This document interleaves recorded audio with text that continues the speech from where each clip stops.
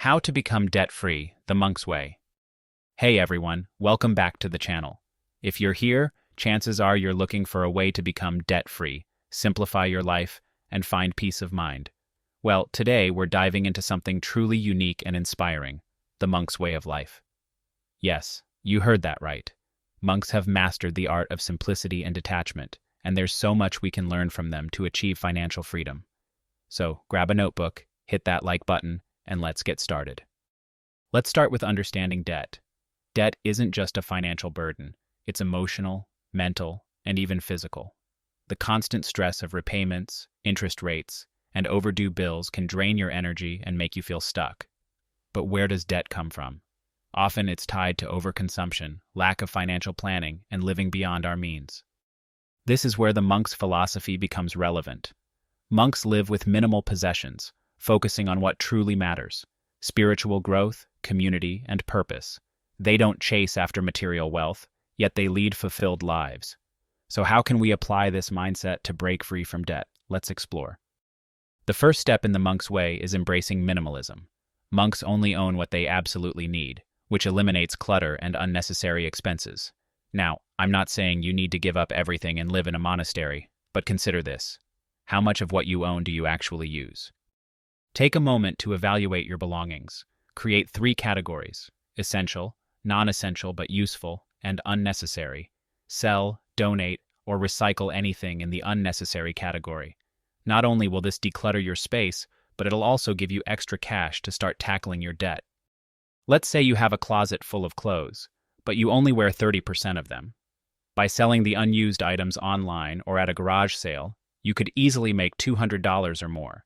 Use this money to make an extra payment on your smallest debt. This is called the snowball method and can be incredibly motivating. Monks practice detachment, not just from material things, but also from desires and societal pressures. This is crucial because a lot of debt stems from trying to keep up with others or fulfilling temporary cravings. Think about it. How many of your purchases were driven by the need to impress someone or follow a trend? One way to practice detachment is by implementing a 30-day rule. If you see something you want to buy, wait 30 days. If you still feel it's necessary after a month, then consider it.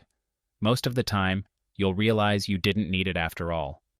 Imagine you're tempted to buy the latest smartphone for $1,000, even though your current one works fine.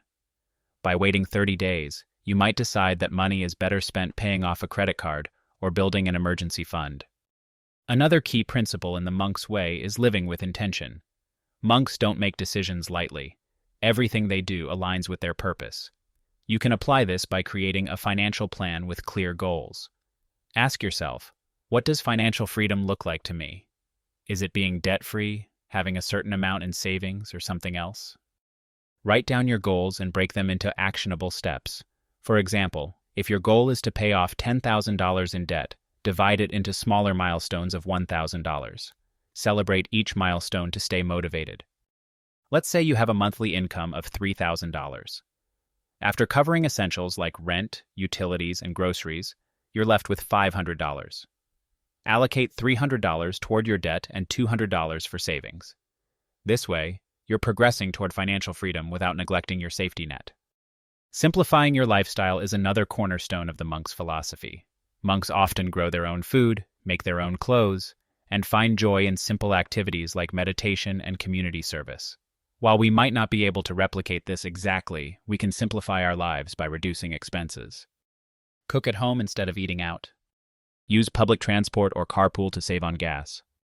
Cancel subscriptions you rarely use. Swap expensive hobbies for low-cost or free alternatives like hiking or reading.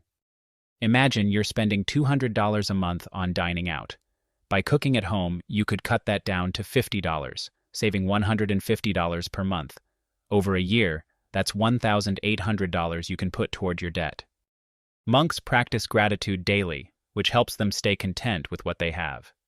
Gratitude shifts your focus from what you lack to what you already possess, reducing the urge to spend unnecessarily. Start a gratitude journal and write down 3 things you're grateful for each day. You'd be surprised how this simple habit can change your perspective. Let's say you're feeling frustrated about your financial situation. Instead of dwelling on the negatives, write down things you're thankful for: a steady job, supportive family, or even the cup of coffee you enjoyed this morning. This mindset can keep you motivated to stick to your plan. Monks thrive in communities where everyone supports each other. Similarly, having a supportive network can make your debt-free journey much easier.